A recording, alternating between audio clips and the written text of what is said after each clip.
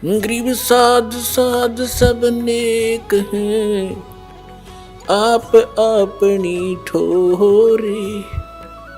जो सतलोक ले जावेंगे वो साधु कोई और।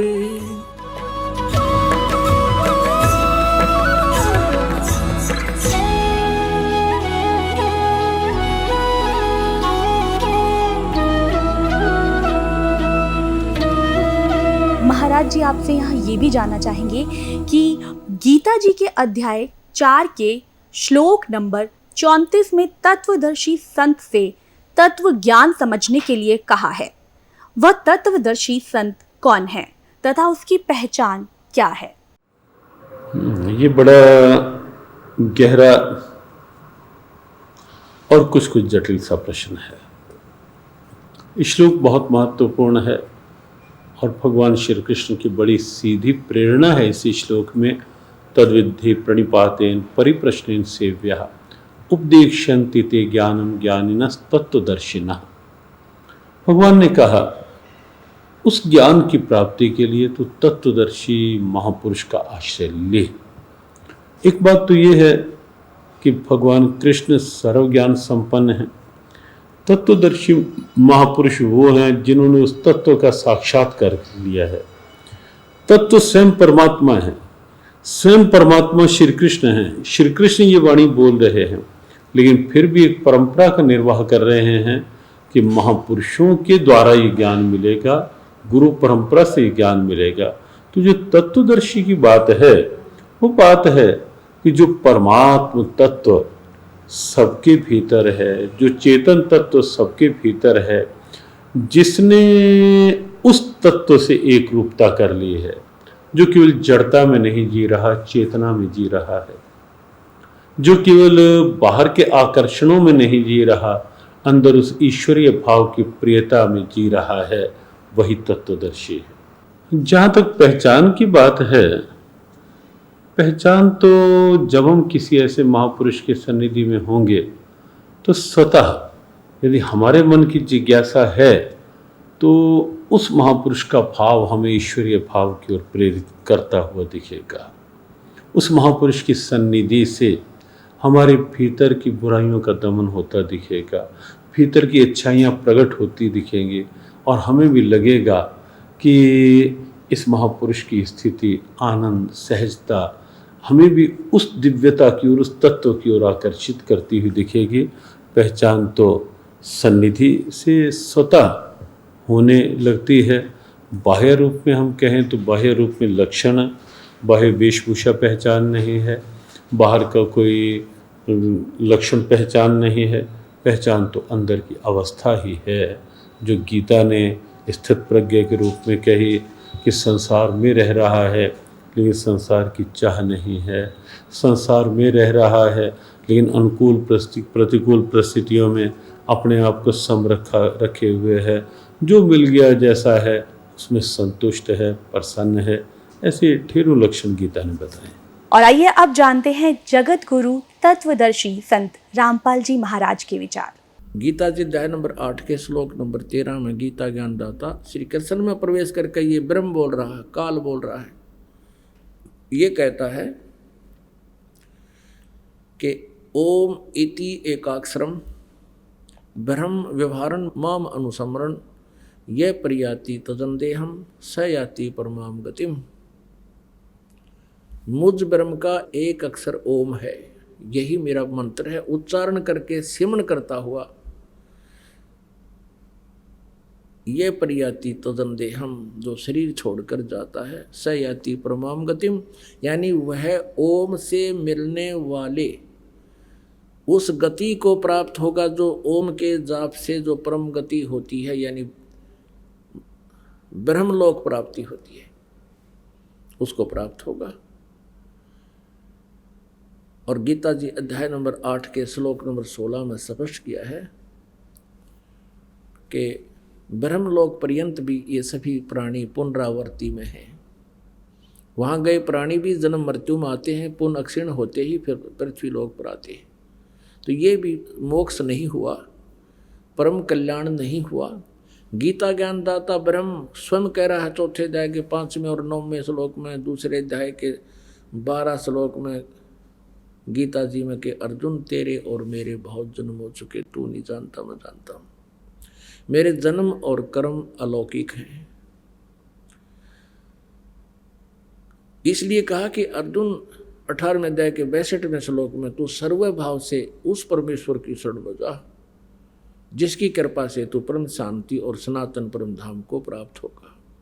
उस परमात्मा के बारे में, तत्ब्रह्म के बारे में बहुत जगह प्रमाण दिए हैं। दूसरे अध्याय के 17वें श्लोक में गीता जी में कहा कि अविनाशी तो उसको जान जिसको मारने में कोई समर्थ नहीं है। और दूसरे अध्याय के 12वें श्लोक में स्वयं अपने आप को नाशवान बता रहे हैं।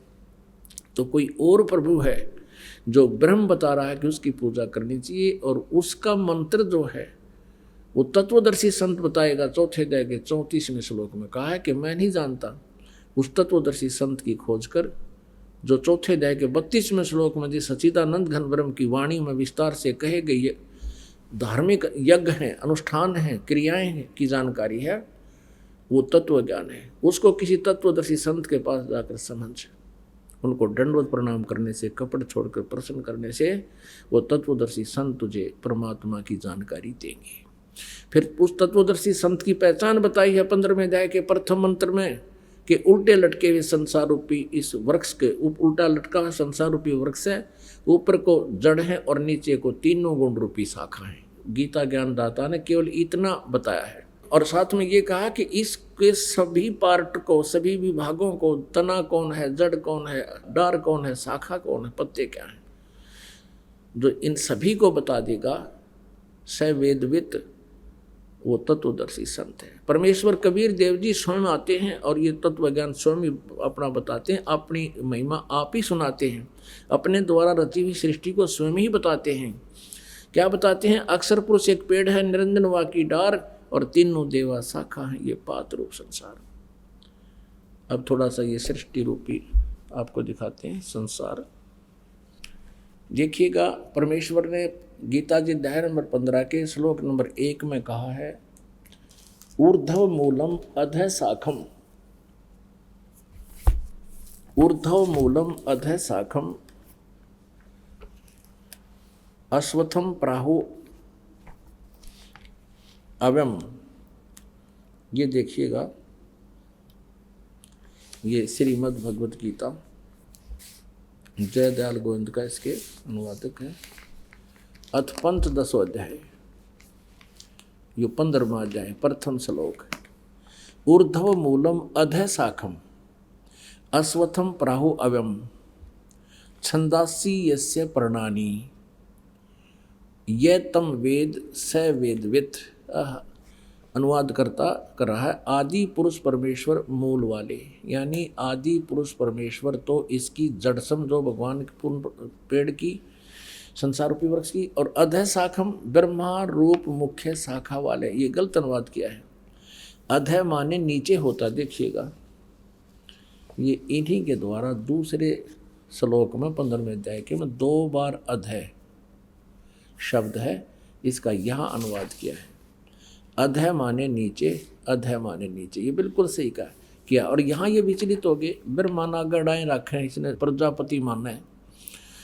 अब क्या है? ऊर्ध्व मूलम, ऊपर को तो जड़ वाला, नीचे को शाखा वाला, अधः शाखम, नीचे को शाखा वाला, और संसार रूपी पीपल के वृक्ष को अविनाशी कहते हैं। वेद जिसके पत्ते कहे गए, ये छंदासी, ये छंदासी का अर्थ वेद कर दिया ना। छंद माने विभाग, टुकड़े। उस संसार रूप वृक्ष को जो पुरुष, जो संत मूल सहित तत्व से जानता है, स वेदवित, वह वेद के तात्पर्य को जानने वाला, अर्थात वो तत्वदर्शी संत है। अब देखियो, भगवान आए थे तत्वदर्शी संत बन के। पुण्यात्माओं, गीता जी अध्याय नंबर 15 के श्लोक नंबर 1 में स्पष्ट कर दिया कि ऊर्ध्व मूलम अधः शाखम प्राहु अश्वत्थम अव्यम और छंदासी यस्य पर्णानि ये तम वेद स वेदवित। अब क्या बताया है कि उस संसार रूपी वृक्ष के ऊपर न तो जड़ तो मूल मालिक है, कुल परमात्मा समझो, जिससे सारे ब्रह्मांडों को आहार मिलता है, वो सब का धारण पोषण करता है, वो परमात्मा तो समझो संसार रूपी वृक्ष की जड़ है। और नीचे को तीनों गुण, रजगुण ब्रह्मा, सतगुण विष्णु, तमगुण शिव जी रूपी शाखाएं हैं। और जो संत इनके सभी पार्ट्स को, सभी विभागों को बता देगा, तना कौन है, मूल कौन है, टार कौन है, और पत्ते कौन, शाखा कौन, सवेदवित, वो तत्वदर्शी संत है। परमेश्वर ने 600 वर्ष पहले बताया था। देखिएगा ये अब संसार रूपी वृक्ष का चित्र। ऊर्ध्व मूलम अधः शाखम, ऊपर को जड़ वाला, जड़ तो समझो पूर्ण परमात्मा परम अक्षर ब्रह्म है, और नीचे को शाखा वाला। परमात्मा ने कहा अक्षर पुरुष एक पेड़ है, ये समझो इतना। पृथ्वी से बाहर जो दिखाई देता है उसको पेड़ कहते हैं। ये अक्षर पुरुष तना है, ये तो अक्षर पुरुष है। जिसे गीता जी अध्याय नंबर 15 के श्लोक नंबर 16 और 17 में 3 पुरुष बताए हैं। एक अक्षर पुरुष, एक ये सर पुरुष यानी ज्योति निरंजन डार, और एक परम अक्षर ब्रह्म है, उत्तम पुरुषत्वन्य, ये जड़ है, ये परम अक्षर ब्रह्म है, ये मूल मालिक है, पूर्ण परमात्मा आदि पुरुष परमेश्वर। तो इस संसार रूपी वृक्ष की जड़ समझो। तो क्या बताया परमात्मा ने कि अक्षर पुरुष एक पेड़ है, और ज्योति निरंजन हुआ की डार, इसको सर पुरुष भी कहते हैं, ब्रह्म भी कहते हैं, इसको काल भी कहते हैं। इसको डार समझो, सरपुरुष, सरब्रह्म अर्थात सरपुरुष, इसको काल ब्रह्म भी कहते हैं, इसको सर्वपुरुष भी कहते हैं। ये अक्षर पुरुष कहलाता है। और तीनों देवा शाखा है, बाई पात रूप संसार। परमेश्वर ने 15वें अध्याय को, गीता जी को इस एक ही अपनी अमृतवाणी के एक ही लोकोक्ति में, एक ही दोहे में स्पष्ट कर दिया है। कबीर अक्षर पुरुष एक पेड़ है, निरंजन वाकी डारे, तीनों देवा शाखा है, पात रूप संसार। अब ये इतना बताया कि अक्षर पुरुष एक पेड़ है, निरंजन ये काल समझो, ये एक इसकी एक डार है, और इसके 3 पुत्र, ये 3 शाखाएं हैं, रजगुण ब्रह्मा, सतगुण विष्णु, तमगुण शिव जी, और आप जी यहाँ पर हैं, हम यहाँ पर हैं आगे। अब ध्यान करना, हम यहाँ पर हैं आगे। अपने आत्माओं, श्रीमद् भगवत गीता अध्याय नंबर 15 में स्पष्ट कर दिया कि ऊपर को जड़ वाला, नीचे को तीनों गुण रूपी शाखा वाला, ये उल्टा लटका हुआ एक संसार रूपी वृक्ष है। जड़ तो समझो परम अक्षर ब्रह्म है, ये पूर्ण परमात्मा है, और नीचे की तीनों गुण रूपी शाखा बता दी। काल ने और कुछ नहीं बताया। ऊपर न जड़ है, ऊर्ध्व मूलम, और नीचे को तीनों गुण रूपी शाखा है। ये देखिएगा, यही श्रीमद् भगवत गीता। फिर देखिएगा, ये आप पढ़ रहे हैं, अभी आपने 15वें अध्याय का प्रथम मंत्र पढ़ लिया। जो संत इस संसार रूपी वृक्ष को मूल सहित जड़ते लेकर पत्याति सही बता देगा, स वेदवित, वह वेद के तात्पर्य को जानने वाला। आगे देखना 2 में क्या कहा है कि उस संसार वृक्ष की तीनों गुण रूप है, जल से बड़ी हुई नहीं है, तीनों गुण रूप है। विषय परवाला, ये भी देख लियो साथ में, विषय परवाला शाखा, ये विषय विकारों वाली तीनों गुण रूपी शाखाएं हैं। इसका सीधा सा अर्थ बनता है, इनमें तो और कुछ लिख रखा है। वो नीचे और ऊपर फैली हुई है मनुष्य लोक में, कर्मों के बंधन में, कर्मानुसार बांधने वाली, जैसा जिसका कर्म है उस तरह रोके रखने वाली कि भी ये मुख्य कारण है। मूलानी, ये तीनों गुण, रजगुण ब्रह्मा, सतगुण विष्णु और तमगुण शिव जी, ये जीवों को कर्मानुसार यहाँ बांधे रखती हैं, यहाँ फंसाए रखते हैं। ऊपर और नीचे व्यापत हो रही है तीनों, यानी ब्रह्मा विष्णु महेश जी की जो स्थिति है, इनका जो प्रभुता है इस पृथ्वी लोक पर, नीचे पाताल लोक पर और ऊपर स्वर्ग लोक पर, इनमें एक एक विभाग के मंत्री हैं। ये रजगुण विभाग के ब्रह्मा जी, सतगुण विभाग के विष्णु जी, तमगुण विभाग के शिव जी। अब हमने ये देखना है कि रजगुण ब्रह्मा है, सतगुण विष्णु, तमगुण शिव जी।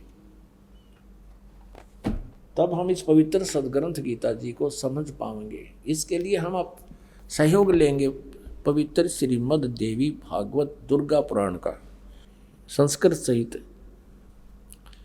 ये हिंदी टीका सहित। ये कहाँ से छपी है?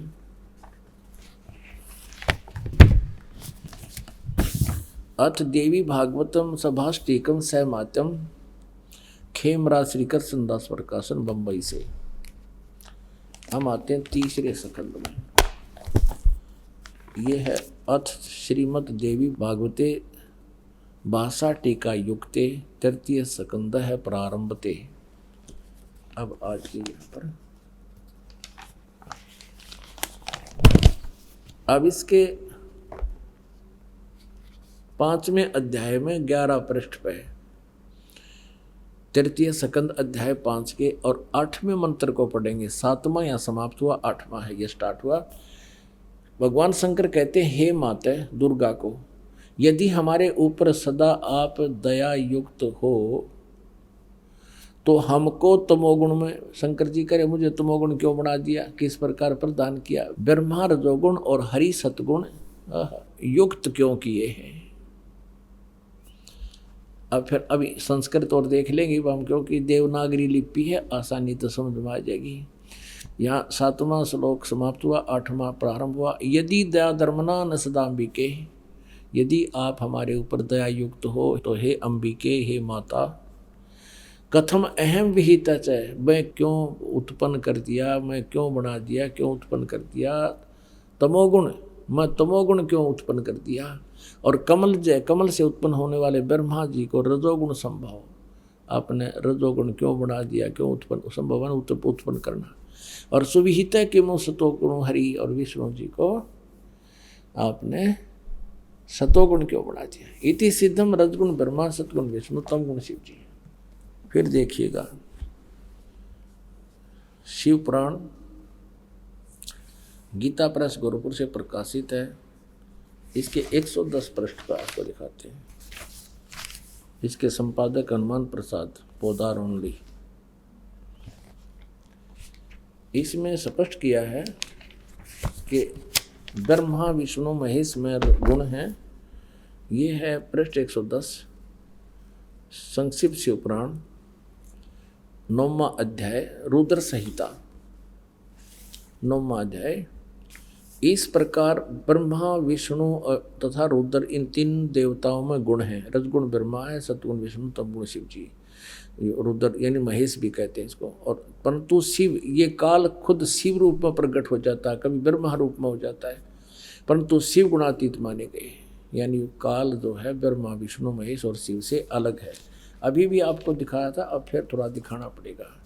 वही प्रकरण है कि एक बार ब्रह्मा विष्णु महेश का आपस में झगड़ा हो गया और इस बात पर मैं तेरा बाप, विष्णु कहता मैं तेरे बाप, ब्रह्मा जी कहते मैं तेरा बाप। इनके बीच में स्तंभ खड़ा कर दिया। ये 24 पृष्ठ पर संक्षिप्त शिव पुराण में और विद्वेश्वर संहिता में। तो यहाँ इन दोनों का झगड़ा हुआ तो वो काल आ गया बीच में। फिर वो कहता है, ब्रह्मा और विष्णु ने पूछा, प्रभु सृष्टि आदि 5 कर्तव्यों के लक्षण क्या क्या है, ये हम दोनों को बताइए। भगवान शिव बोले, ये काल बोला इनका बाप पिताजी। अब देखिएगा 26 पृष्ठ पे हम थोड़ा सा कंसेप्ट क्लियर करेंगे कि शंका ना रह जाए। 26 पृष्ठ पे नीचे आइएगा। यो काल बोला, पुत्रों तुम दोनों ने तपस्या करके प्रसन्न हुए मुझ परमेश्वर से सृष्टि और स्थिति नामक 2 कृत प्राप्त किए। और इसी प्रकार मेरी विभूति स्वरूप रुद्र और महेश ने, एक मैं नहीं है, ने 2 अन्य उत्तम कृत संहार और तिरोभाव मुझसे प्राप्त किए। इससे सिद्ध हो गया कि ब्रह्मा विष्णु महेश से अलग है ये शिव पुराण बोलने वाला। तो ये सिद्ध हो गया कि रजगुण ब्रह्मा है, सतगुण विष्णु, तमगुण शिव जी। और बताते हैं, क्योंकि जब तक हम एक कंसेप्ट को क्लियर करके आगे नहीं चलेंगे तो आपका सत्संग सुनना या सुनना बराबर रहेगा।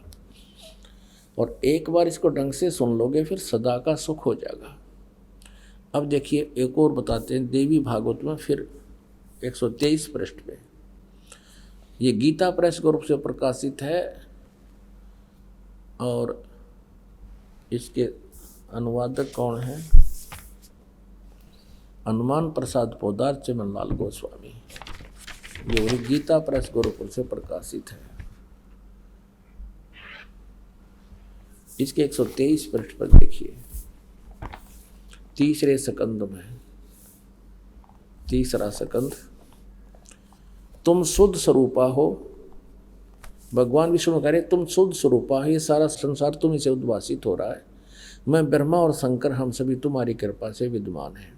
हमारा आविर्भाव मन जन्म और तिरोभाव बिन मृत्यु हुआ करता है। केवल तुम ही नित हो, जगत जननी हो, प्रकृति और सनातनी देवी हो। सपट विष्णु जी स्वयं कह रहे हैं हमारा तो जन्म और मृत्यु होता है, हम अविनाशी नहीं हैं और तू हमारी माता है। शंकर भगवान बोले देवी, यदि महाभाग विष्णु तुम्ही से प्रकट हुए हैं तो उनके बाद उत्पन्न होने वाले ब्रह्मा भी तुम्हारे ही बालक हुए। फिर मैं तमोगुणी लीला करने वाला शंकर क्या तुम्हारी संतान नहीं हुआ? अर्थात मुझे भी उत्पन्न करने वाली तुम ही हो शिवे। संपूर्ण संसार की सृष्टि करने में तुम बड़ी चतुर हो। इस संसार की सृष्टि, स्थिति और संहार में तुम्हारे गुण सदा समर्थ हैं। उन्हीं तीनों गुणों से उत्पन्न रजगुण ब्रह्मा, सतगुण विष्णु, तमगुण शंकर है। नियमानुसार कार्य में तत्पर रहते हैं, इन तीनों गुणों से उत्पन्न। अपनात्माओं, इस पवित्र पुराण के इन चंद पंक्तियों ने, इस पवित्र देवी पुराण की चंद पंक्तियों ने ये 4 कंसेप्ट क्लियर कर दिए। एक तो ब्रह्मा विष्णु महेश नासवान हैं, ये अजर व अमर नहीं है। दूसरा ये कर दिया कि दुर्गा इनकी माता है। तीसरा ये कर दिया कि ये रजगुण ब्रह्मा, सतगुण विष्णु, तमगुण शिव जी। और चौथा ये कर दिया कि केवल जैसा जिसका कर्म है उतना ही दे सकते, ये कोई परिवर्तन नहीं कर सकते। अब हमने इसको समझने के लिए गीता जी को सबसे पहले ये कंसेप्ट क्लियर होना चाहिए कि रजगुण ब्रह्मा है, सतगुण विष्णु, तमगुण शिव जी। तब ये, क्योंकि गीता जी चारों वेदों के संक्षिप्त वर्णन है इसमें और कोड वर्डों में है। इसको तत्वदर्शी संत बताओगा, ये गीता ज्ञानदाता स्वयं कह चुका है। अब देखिएगा मार्कंडेय पुराण में, मार्कंडेय पुराण सचित्र मोटा टाइप, गीता प्रेस गोरखपुर से प्रकाशित है। इसके 123 पृष्ठ पर देखिएगा, इस प्रकार स्वयंभू परमात्मा की 3 अवस्थाएं हैं। रजगुण प्रधान ब्रह्मा, तमोगुण प्रधान रुद्र, सत्व प्रधान विश्वपालक विष्णु है। और यही 3 देवता हैं और यही 3 गुण हैं। रजगुण ब्रह्मा, सतगुण विष्णु, तमगुण शिव जी, ये तीनों गुण भी कहलाते हैं इति सिद्धम। पुण्यात्माओं, अब हम श्रीमद् देवी भागवत को बहुत आसानी से समझेंगे। देखिएगा, ये श्रीमद् देवी भागवत जयदयाल गोविंद का इसके अनुवादक हैं, गीता प्रेस गोरखपुर से प्रकाशित है। ये 15वें अध्याय का, हम 15वें अध्याय का प्रथम मंत्र हमने पढ़ लिया। और दूसरा ये है कि इस संसार की तीनों गुण रूप रजगुण ब्रह्मा, सतगुण विष्णु, तमगुण शिव जी रूप, ये शाखाएं हैं। यहाँ देखिएगा, विषय परवाला शाखा, विषय परवाला शाखा, विषय भोग यानी विकारों वाली ये शाखाएं ऊपर और नीचे फैली हुई हैं। मनुष्य लोक में कर्मों के बंधन में कर्मानुसार बांधने वाली भी ये तीनों गुण ब्रह्मा विष्णु महेश बांधन की मुख्य कारण हैं, जड़ हैं। जो कारण बीमारी की जड़ ये है, और नीचे और ऊपर फैली हुई है। सभी लोकों में नहीं, केवल 3 लोकों में, ऊपर और नीचे। तीसरे में कहा है, इस संसार वृक्ष का स्वरूप जैसा कहा है वैसा यहाँ विचार काल में नहीं पाया जाता। विचार काल माने गीता ज्ञानदाता कहता है इस संसार रूपी वृक्ष के बारे में मुझे जो जानकारी है वह पूर्ण नहीं है। तेरे मेरे इस विचार काल में गीता जी के डिस्कशन में मैं कंप्लीट नहीं बता पा रहा। इस संसार रूपी वृक्ष का स्वरूप अर्थात ब्रह्मांड की सृष्टि रचना के बारे में जैसा कहा है वैसा यहाँ विचार काल में यानी गीता जी के ज्ञान में नहीं पाया जाता, क्योंकि न तो इसका आदि है, मुझे इसका आदि और अंत का पता नहीं है। और न इसकी अच्छी तरह प्रकाशित तिथि है, क्योंकि मैं नहीं जानता। इसलिए इस सुविरुद्ध मूलम अहमता ममता वासना नहीं, अति दृढ़ मूल वाले, यानी अविनाशी परमात्मा रूपी तो जड़ है, वो तो अविनाशी है, कभी नाश में आता नहीं। वो दृढ़ मूल माने अविनाशी परमात्मा रूपी मूल वाले संसार रूपी पीपल के वृक्ष को दृढ़ेन माने दृढ़, असंख्य शस्त्रेण, इन वैराग रूप शस्त्र द्वारा काट कर नहीं, तत्व ज्ञान रूपी शस्त्र द्वारा काट कर, यानी तत्व ज्ञान से अच्छी तरह समझकर, उसके पश्चात ये चौथा श्लोक में स्पष्ट कर दिया, उसके पश्चात उस परम पद रूप परमेश्वर को भली भांति खोजना चाहिए, जिसमें गए हुए पुरुष यानी साधक फिर लौटकर संसार में कभी नहीं आते, और जिस परमेश्वर से इस पुरातन संसार वृक्ष की प्रवृत्ति विस्तार को प्राप्त हुई है, जिसने सारे ब्रह्मांडों की रचना की है जिस भगवान ने, और उसी आदि पुरुष नारायण के मैं शरण हूँ,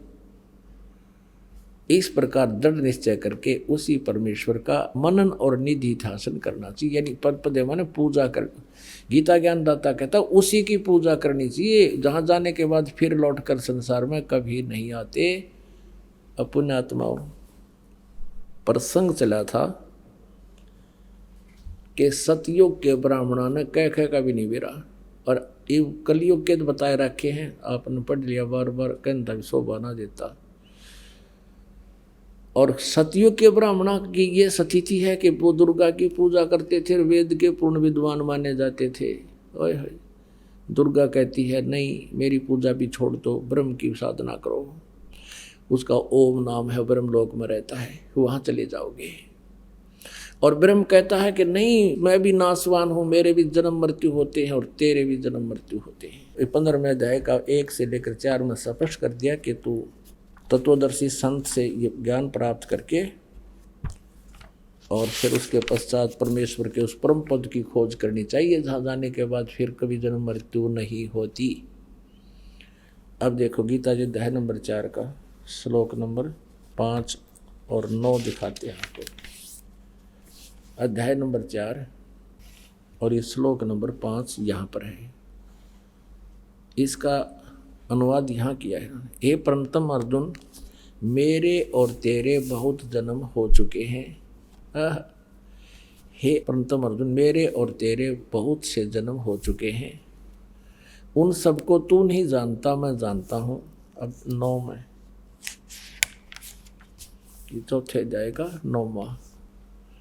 हे अर्जुन, मेरे जन्म और कर्म दिव्य अर्थात अलौकिक हैं। अध्याय नंबर 2 का श्रीमद् भगवद गीता और 12 श्लोक है।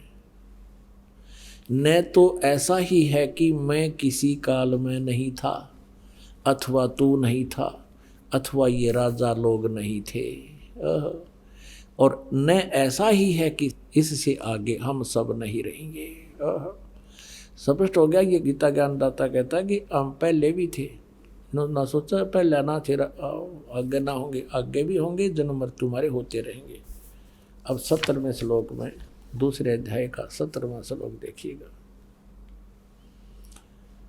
इसमें कहा कि नाश रहित तो उसको जान, जिससे ये संपूर्ण जगत दृश्य वर्ग व्याप्त है, इस अविनाशी का विनाश करने में कोई भी समर्थ नहीं है। और 18वें अध्याय के 62वें श्लोक में इसीलिए कहा कि अर्जुन तू सर्वभाव से उस परमेश्वर की शरण में जा। 18वां का है 62वें श्लोक में, हे अर्जुन सब प्रकार से उस परमेश्वर की शरण में जा। सब प्रकार माने सबकी पूजाएं त्याग कर उसी शरण में जा। उस परमात्मा की कृपा से ही तू परम शांति को तथा सनातन परम धाम को प्राप्त होगा, फिर तेरी जन्म मृत्यु नहीं होगी। पुण्यात्माओं, कुछ भक्त जन ये समझते हैं कि संत रामपाल जो है ब्रह्मा विष्णु महेश की जो है ना आलोचना करता है। नहीं, और ये भी कहते हैं कि ब्रह्मा विष्णु महेश जी की पूजाएं छुड़वाता है।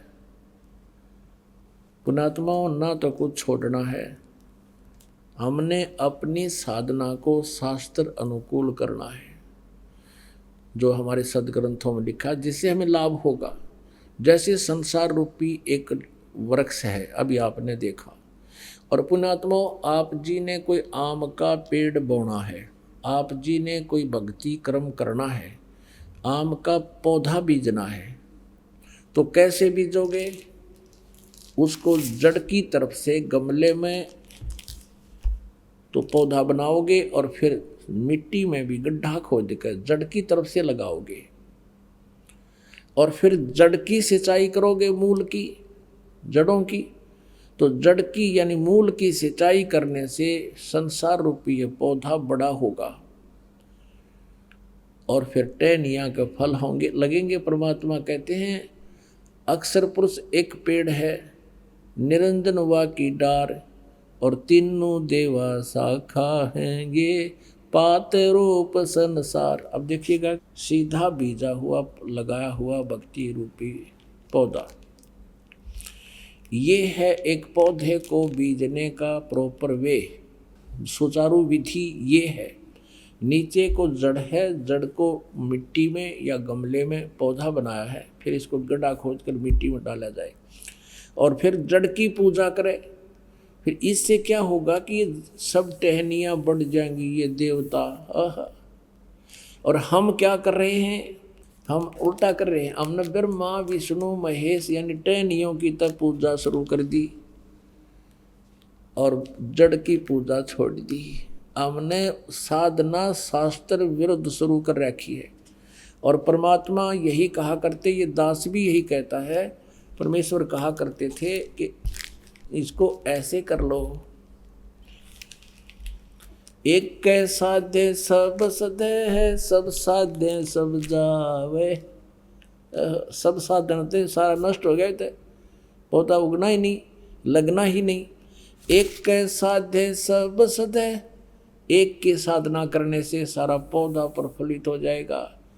और सब साध्य सब जावे, माली यानी समझदार व्यक्ति जो सही प्रोसीजर से परिचित है, माली सिंचे मूल को हो, वो फल फूल गोए।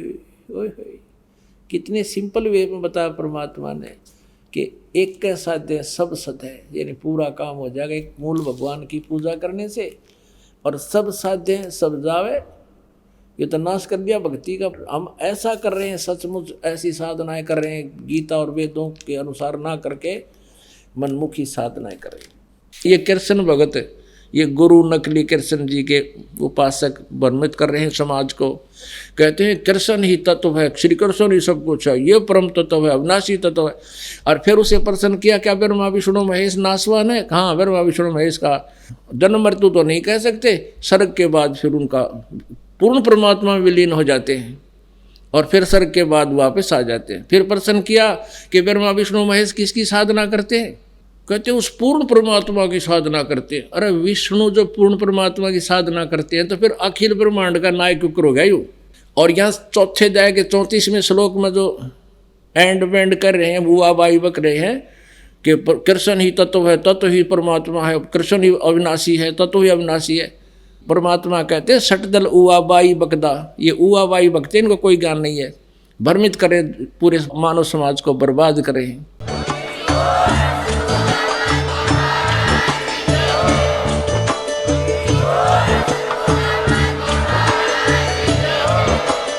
आप सुन रहे थे जगत गुरु तत्वदर्शी संत रामपाल जी महाराज जी के मंगल प्रवचन। अधिक जानकारी के लिए विजिट कीजिए हमारी वेबसाइट www.jagatgururampalji.org। संत रामपाल जी महाराज जी के शुभ आशीर्वाद से पूरे विश्व भर में 500 से भी ज्यादा नाम दीक्षा केंद्र हैं, जिन पर संत रामपाल जी महाराज जी द्वारा ऑनलाइन निशुल्क नाम दीक्षा दी जा रही है। अपने नजदीकी नाम दीक्षा केंद्र का पता करने के लिए संपर्क करें 8222880541।